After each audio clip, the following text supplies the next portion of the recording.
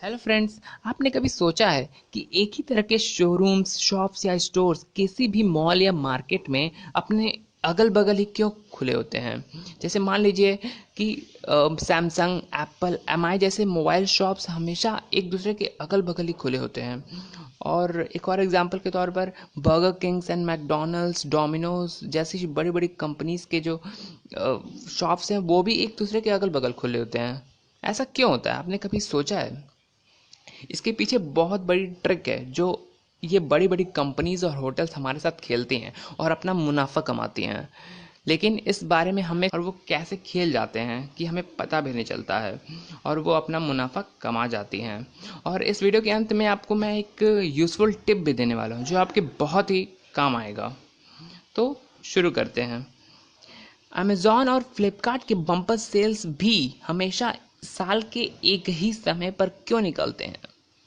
क्यों आप luxury hotels या फास्ट फूड शॉप्स अगल बगल ही खुले हुए देखते हैं? खैर, यह बातें जितनी आपको अटपटी लग रही हैं उतनी है नहीं।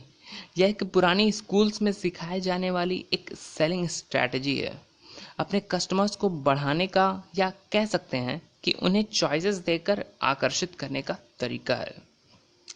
ऐसे सोचिए, मान लीजिए कि जहां आप काम करते हैं वहां एक फेमस पेप्सी शॉप है।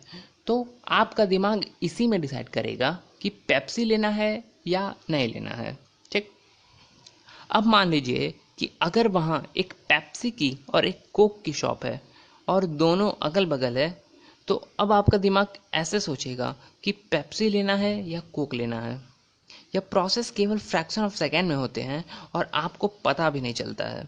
और इसी प्रकार दोनों कंपनीज के पेप्सी और कोक के कस्टमर कई गुना बढ़ जाते हैं। इसी तरह आप फ्लिपकार्ट से खरीदें या ना खरीदें, सोचने के बजाय यह सोचने लगते हैं कि फ्लिपकार्ट से खरीदें या अमेज़ॉन से खरीदें।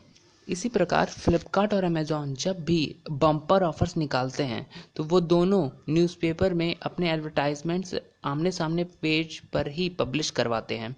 यहाँ तक कि दोनों में एक ही ब्रांड के एक ही प्रोडक्ट्स होते हैं, बस उनके प्राइस में थोड़ा डिफरेंस होता है, ताकि आप दोनों में कंपैरिजन करके किसी एक का प्रोडक्ट खरीद लें।